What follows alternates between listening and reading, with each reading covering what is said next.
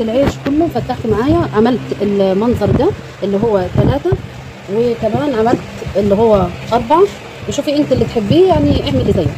فانا عملت الشكلين دول اللي انتم شايفين. في ناس بتعملوا داير ما يدور، يعني بتجيب الابره زي كده وبتاخدوا داير ما يدور، فتحه كده واحده داير ما يدور، وبعدين بيطلع برده معاها حلو ومش وحش. بس احنا عندنا في سوهاج بنعملوه بالشكل ده. في ناس بتعمله بالشكل ده على 3، وفي ناس بتعمله على 4 بس. فاحنا كده هنسيبه شويه يعلى تاني، هياخد مرحله خمر بسيط يعني زي 10 دقائق كده ولا حاجه. وبعدين هنشغل الفرن، لان لازم الفرن تبقى سخنه شويه، زي موضوع الكيكه كده. لازم الفرن تبقى سخنه، يعني نولعوها كده حوالي 5 دقائق او 10 دقائق. المهم الفرن ما تبقاش سخنه خالص علشان ما تحرقش معايا العيش من تحت. وبعدين اول ما نحس ان الفرن خلاص ابتدت تسخن، داخله في مرحله السخونه، بنحط على طول العيش. فاحنا كده هنسيبه 5 دقائق وابقى ارجع لكم تاني. وهنا يا اخواتي زي ما انتم شايفين خلاص انا ولعت الفرن بتاعتي، وهسيبها حوالي 5 دقايق علشان خاطر لازم تسخن. ما ينفعش العيش يتحط فيها الا لما تسخن شوية.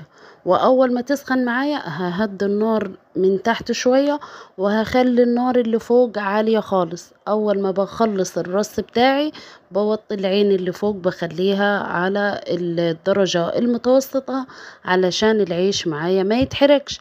بس تحت لازم تبقى النار ما تبقاش عالية علشان ما تحرقش معايا العيش، ويتحمر من فوق ومن تحت ومن قلبه يبقى ني.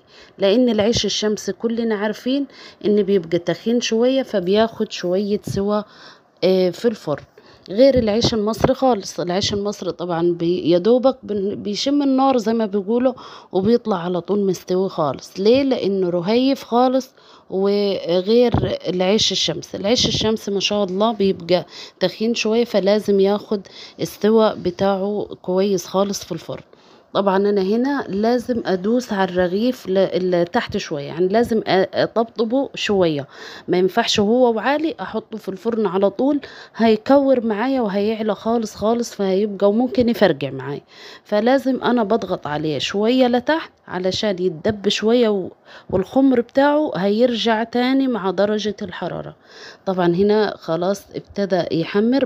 بعد ما بسيبه شويه واغطي عليه الضرفة بتاعة الفرن، لازم تغطيها وما تخليهوش مكشوف. وطبعا علشان يعلى وياخد العلو بتاعه والحمار بتاعه. هنا انا بدايره. يعني ايه بدايره؟ يعني بلف الرغيف، الحتة اللي فيها النار مثلا اللي اتحمرت بلف عليها